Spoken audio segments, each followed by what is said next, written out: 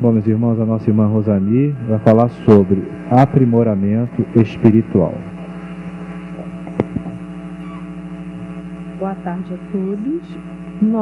O nosso estudo está baseado no Evangelho segundo o Espiritismo, no Livro dos Espíritos e também nas obras de Joana de Ângeles. A missão de todo ser humano aqui na Terra é o seu aprimoramento espiritual, com o objetivo da própria evolução espiritual. Então, para que haja o aprimoramento espiritual, é necessário que nós tenhamos como base para o nosso desenvolvimento moral e ético. E a nossa conduta ela tem que estar baseada no Evangelho, baseada nos códigos de ética e de moral. Sem essa base, nós não vamos conseguir alcançar o nosso objetivo. E o objetivo de todo ser humano aqui na Terra é a sua evolução. Nós viemos de longa trajetória, passamos pelo reino mineral, passamos pelo reino vegetal, passamos pelo reino animal e chegamos até o reino nominal.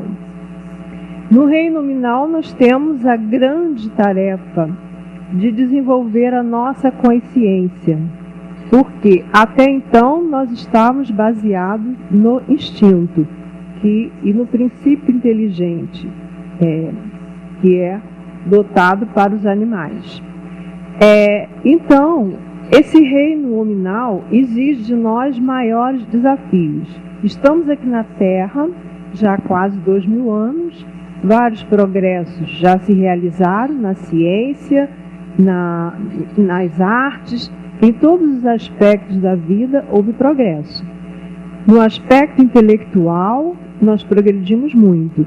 Mas no aspecto moral, será que a nossa humanidade acompanhou na mesma simetria? A gente está vendo aí pelos noticiários da televisão, dos jornais, que não é bem assim.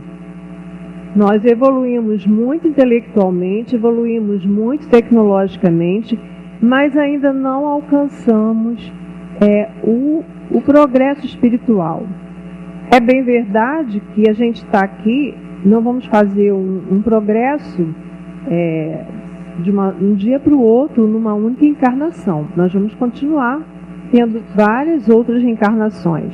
Mas à medida que a gente vai deixando para trás o nosso primarismo, que é baseado nas ações do instinto, deixando para trás a irracionalidade, nós vamos nos aproximando mais daquilo que Deus deixou de herança para nós, que é a centelha divina. Então, nós temos uma instância no psiquismo que nos faz ficar atrelados ainda a essa área irracional que nós trouxemos lá do reino animal. Então, quando você vê alguém no trânsito, discutindo porque levou uma fechada, e esse indivíduo é capaz, se ele tiver uma arma no carro e é capaz de atirar no outro, você vê que é uma reação irracional. Ele não pensou, ele não planejou, ele simplesmente se deixou levar pelo instinto. Isso mostra o quanto os seres humanos ainda estão arraigados à herança ancestral do reino animal, da irracionalidade. A gente progrediu no intelectual, é verdade, mas ainda ficamos atrelados, aprisionados. Então, a grande maioria das nossas ações, elas estão baseadas e manifestas a partir do irracional. Vamos dizer, a nossa consciência, ela está lá, ela está funcionando, mas ainda estamos no primarismo ainda. Grande parte de nossas ações estão lá, atreladas ao irracional.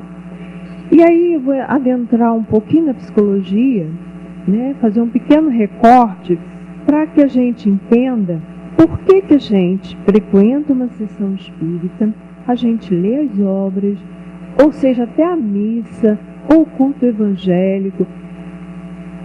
Aprendemos sobre o Evangelho de Jesus e outras obras, outros mestres, E ainda a gente está com dificuldade de avançar.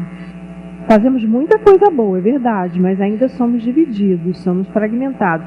Parte de nós age com base na consciência, parte de nós age com base no irracional, no instinto, né? Então, Freud foi um médico austríaco que descobriu o funcionamento do inconsciente, evidentemente, do aparelho psíquico.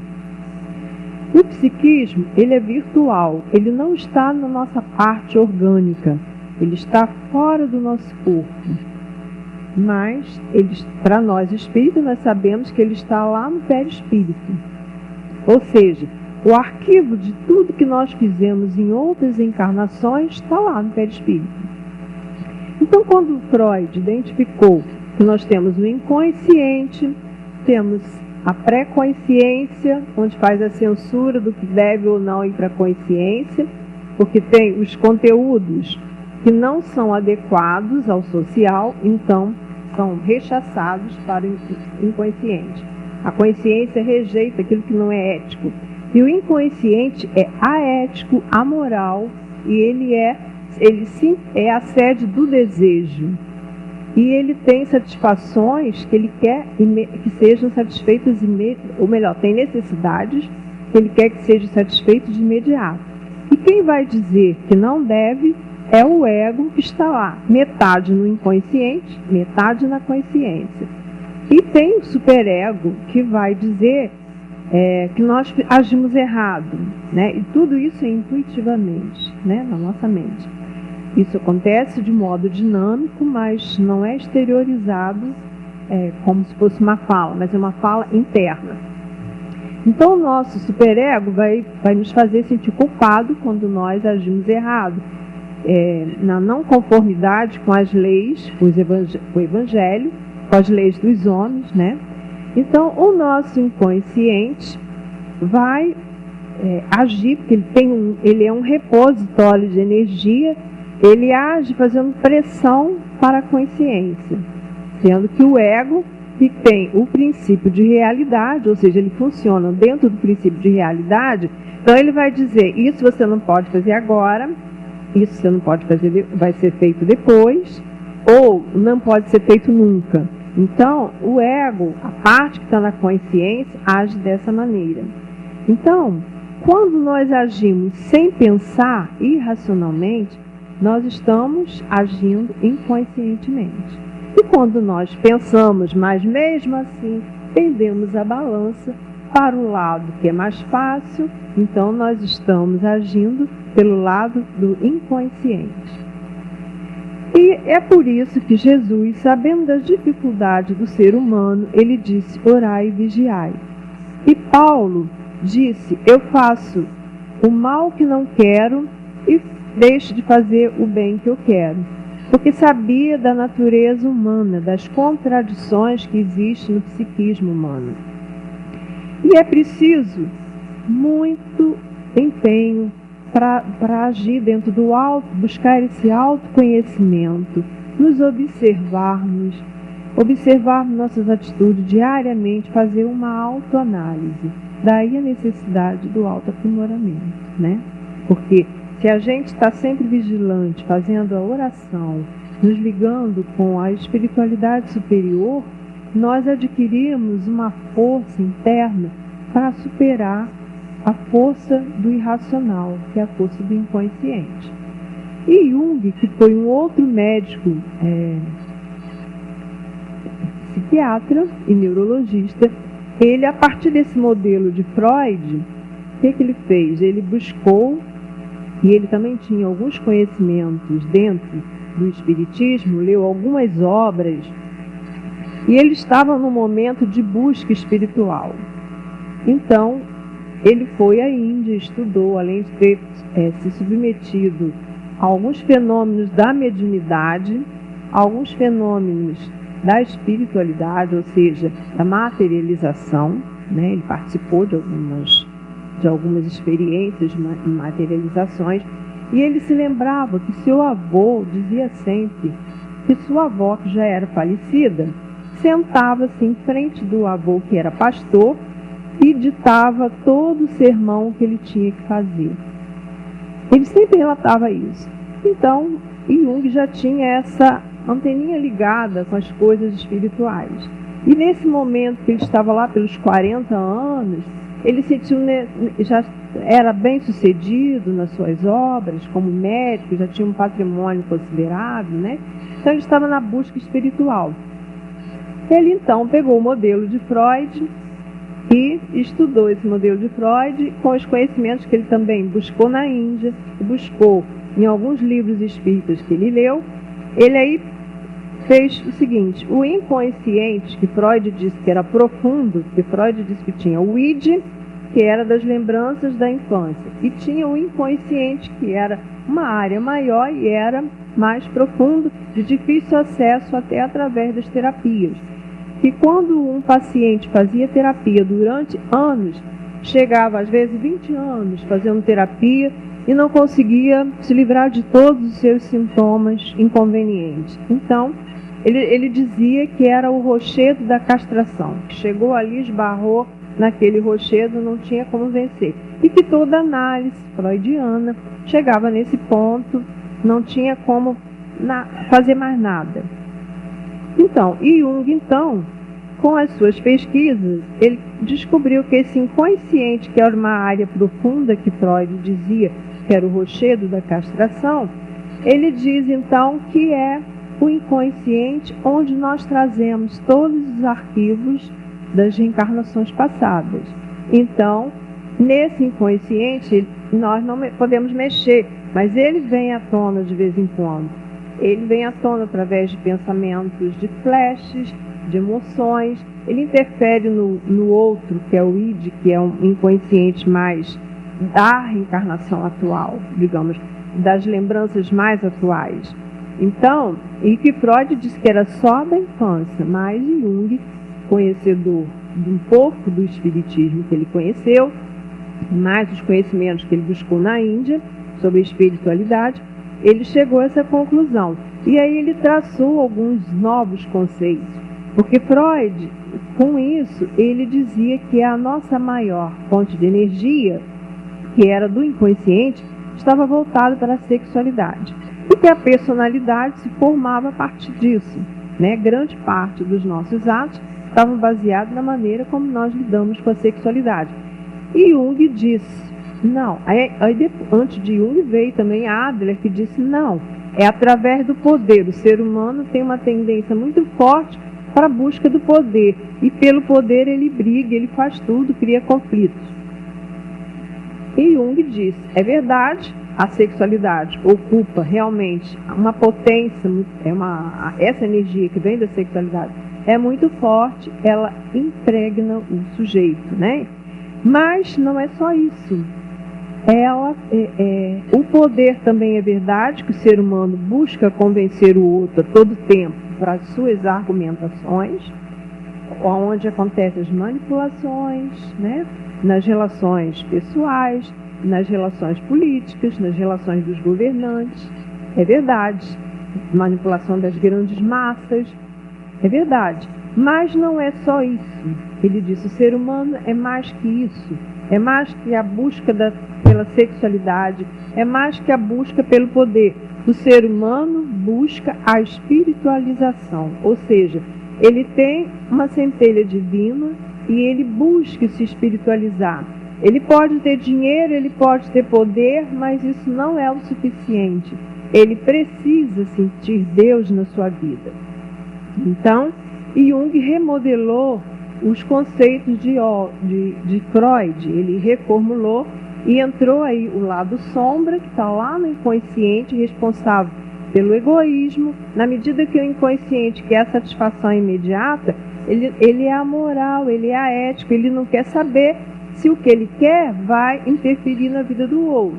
Então, vem aí o orgulho, denomina daí o egoísmo, né? As emoções negativas, o lado inferior do ser humano, que Jung chamou de lado sombra do ser humano. E aí também vem a questão, como é que a gente vai lidar com isso, né? Nós sabemos, as teorias estão aí, os conhecimentos estão aí, da psicologia, sociologia, o evangelho, as obras espíritas. É preciso que a gente se reconheça, se autodiscipline, tenha perseverança. Eu sei que eu errei hoje, não tive paciência com A ou não tive tolerância com B, eu sei, mas eu não vou me punir o tempo todo por causa disso. Onde está o relógio? Eu não posso me punir o tempo todo por causa disso, porque aí o superego lá de Freud vai dizer assim: você errou, então você vai sofrer, vai ficar doente, ou você vai ficar sofrendo. Isso é uma linguagem interna, é um acontecimento interno que ninguém toma conhecimento. Então, é um mecanismo interno nosso. E aí, a energia passa lá do inconsciente, nós dissemos aqui ainda há pouco que o inconsciente é um reservatório de energia psíquica. Essa energia passa para o cérebro, alcança o sistema nervoso e vai lá para algum órgão nosso que é mais fragilizado, ou pela genética, ou por fatores do meio ambiente. Então a gente tem o câncer, ou a gente tem uma alergia crônica, ou a gente tem reumatismo, ou a gente tem paralisias, como as clientes de Freud tinham. Então, isso se justifica as doenças psicossomáticas. Algumas vezes elas vêm na genética mesmo, mas algumas vezes elas não seriam manifestas, né? Não desencadearia se nós não tivéssemos o sentimento de culpa, se nós não nos puníssemos, porque sabemos que estamos errados. A nossa consciência, ela acusa o tempo todo. A nossa consciência, ela é como um espelho, ela funciona como espelho. Assim como o espelho reflete a nossa imagem, a nossa consciência reflete o nosso estado interior, a nossa alma. E é preciso que a gente nos conheça o tempo todo. Faça esse exercício diário da autoavaliação. E o Evangelho, né, de Jesus, que o nosso texto está baseado, Jesus disse: amai os vossos inimigos, fazei o bem aos que vos odeiam e orai pelos que vos perseguem e caluniam. Porque se somente amardes os que vos amam, que recompensa tereis disso? Não fazem assim também os publicanos? Se unicamente saudardes os vossos irmãos, que fazeis? Oh, meu Deus! Se unicamente saudardes os vossos irmãos, que fazeis com isso mais do que os outros? Não fazem assim também os pagãos? Sede, pois, vós perfeitos, como perfeito é o vosso Pai Celestial.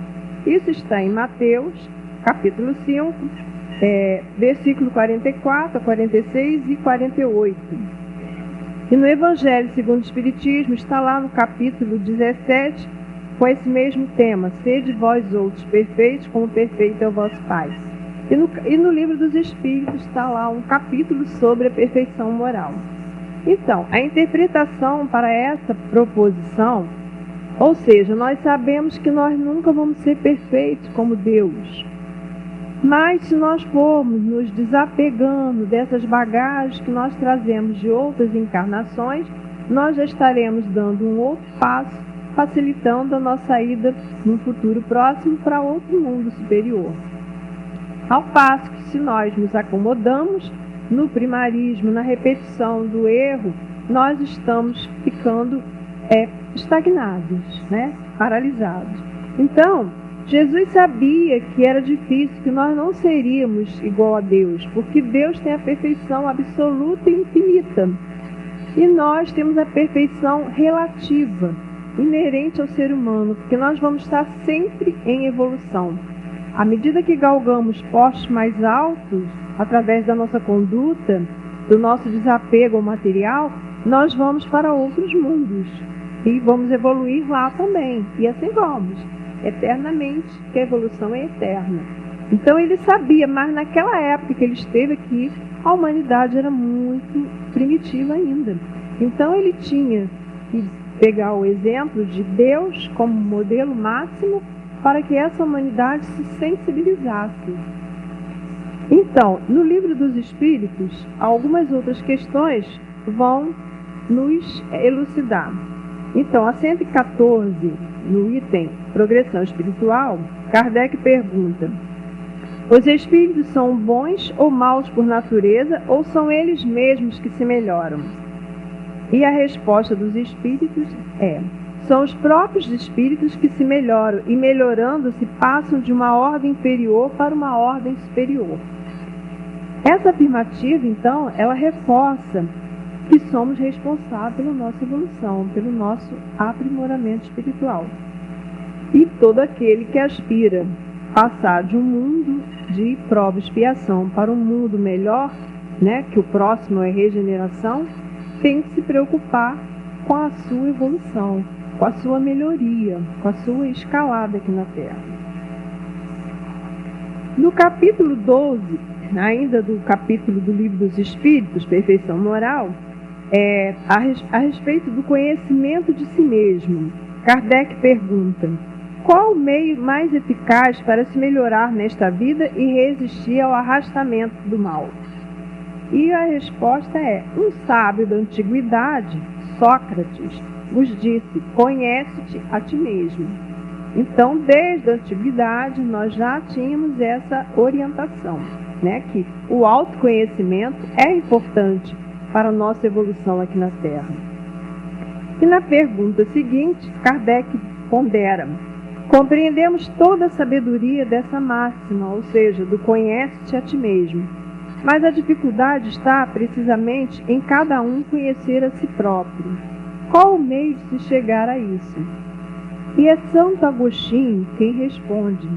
Santo Agostinho foi um teólogo aqui na Terra, um cristão muito dedicado, e ele disse: fazei o que eu fazia quando vivi na Terra. No fim de cada dia interrogava minha consciência, passava em revista o que havia feito e me perguntava se não tinha faltado ao cumprimento de algum dever, se ninguém teria motivo para se queixar de mim. Foi assim que cheguei a me conhecer e a ver o que em mim necessitava de reforma.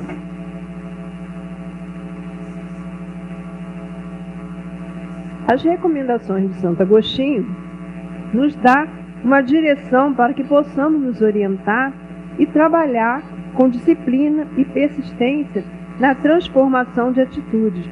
Isso porque, na condição de espíritos em evolução, o equívoco, o erro, a ilusão são inerentes à pessoa humana.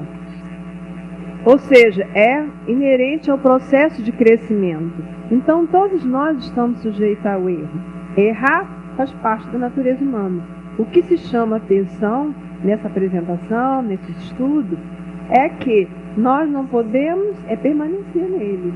Temos que aprender com as lições, com cada erro. Damos a volta por cima, não vamos parar no erro e vamos tocar o barco para frente. A questão é se conscientizar. Se eu errei, o que eu posso fazer com esse erro? E por que eu errei? Ou por que eu estou errando nisso? E além dessas perguntas que Santo Agostinho sugere, Então, perceber os erros faz-se necessário à criatura humana esforçar-se para superá-los, evitando assim a repetição e a fixação do hábito, que gera culpa, sofrimento e consequente estagnação do processo evolutivo. Então, Joana de Ângeles, com base na psicologia de Jung, ela fala que é preciso identificar o nosso lado sombra e confrontar-se com ele. Não é jogar para debaixo do tapete e nem se sentir massacrado porque errou. É encarar de frente. Eu errei, mas vou procurar melhorar. Aí você pega um livro, vai ler sobre aquilo. Eu estou errando muito com relação ao orgulho. Eu pego o Evangelho e vou ler sobre isso. Quais são as lições que tem lá no Livro dos Espíritos? Quais são as lições que Jesus deixou, que eu ando esquecida, não estou conseguindo cumprir? E ela fala ainda que o inconsciente, que é um conceito de Jung e também de Freud, é a sede dos instintos e dos impulsos inferiores, onde se manifestam os resíduos das más tendências herdadas de encarnações passadas. Por isso é necessário o autoconhecimento para tomar conhecimento das limitações e fraquezas que nós temos. Ela diz, essa é uma tarefa desafiadora para todos nós, seres em evolução, Porque essas vivências de encarnações passadas, elas ficaram lá arquivadas. E algumas ficaram tão gravadas que nos impregnaram, ou seja, nossos espíritos ficaram tão impregnados daquele erro, digamos assim, o vício de beber, por exemplo. Ficou tão impregnado que o indivíduo está aqui, na outra encarnação, num outro corpo, com novas oportunidades, e ainda assim ele sente uma tendênciazinha do álcool. Ou aquele que joga inveteradamente. Ele não consegue passar diante de um cassino, fazer uma viagem de navio sem lá jogar. Que é isso, né? Reminiscência. De repente não tem ninguém na família dele que bebe, não tem ninguém, não teria nem na genética dele, né, alguma coisa relacionada com o álcool, mas ele tem lá uma preferência pelo álcool. Está lá impregnado do perispírito dele. E essa energia passa lá para o psiquismo, ou melhor, está lá no psiquismo, passa lá para o cérebro e vai para o sistema nervoso, e daí do sistema nervoso vai para a ação, para a atitude. Ele vai buscar o álcool, né? Mas não é só o álcool, os grandes vícios, a droga. As nossas atitudes, nossos relacionamentos interpessoais. Como é que nós lidamos com os nossos familiares? Como é que nós lidamos com os nossos vizinhos? Com as pessoas do nosso dia a dia? Será que nós ainda estamos repetindo atitudes lá de trás, né? Atitudes de outras encarnações? Ou seja, a gente espera que em cada reencarnação a gente supere, mas não podemos esquecer que isso está muito impregnado em nós. Então a gente tem que estar vigilante. Por isso orai e vigiai. Por isso Paulo falou que faz o bem, faz o mal que não quer e deixa de fazer o bem que quer, porque está lá impregnado. Então, por isso o desafio não é fácil, mas nós temos, né, os bons espíritos que nos orientam, que nos mandam mensagem, que a todo momento está fazendo um lembrete para nós de como devemos proceder, de como devemos agir com os nossos semelhantes. Essa questão do perdão ao inimigo. Esse desafio é um desafio tanto. Quem é que é capaz de perdoar, por exemplo, um sequestrador, um criminoso desses mais perversos e mais perigosos? Por que Jesus teria imposto à humanidade um desafio desse, né? E nós sabemos que, de repente, esse sequestrador foi alguém, né, que nós ferimos na outra encarnação. De repente, esse sequestrador, esse perverso, esse criminoso, é alguém que está fazendo com que nós resgatemos aquilo que nós fizemos, né? E está lá no nosso arquivo de vidas passadas. E também porque o amor, né, o amor que Jesus nos ensinou, é o que supera tudo. É difícil para nós ainda, mas nós vamos chegar lá. Nós só temos que saber que ele existe e que é preciso, mas nós vamos chegar lá. O amor supera tudo. Então, quando você emite, não que você vá dizer para o sequestrador, eu te amo, eu te perdoo, não há necessidade disso, mas se você emitir pensamentos de paz, pensamentos de misericórdia e compaixão, porque coitado, ele está fazendo agora, mas vai pagar amanhã, né? Ele é um coitado realmente. Então você estará dentro da sintonia da espiritualidade superior e vai ser ajudada. Quando você deixa de perdoar, e Joana de Ângeles coloca isso muito bem, você carrega esse indivíduo com você no pensamento. Quando você não perdoa, você está ali atrelado a ele pelo sentimento. Quando você tem misericórdia, tem compaixão, ainda que você não expresse isso verbalmente, você apenas pense e ore em pensamento por ele, você está deixando que ele se vá. Ele levou o que é seu, levou material, né? Mas a sua alma, o seu espírito está resgatado. Então você se livra daquele mal.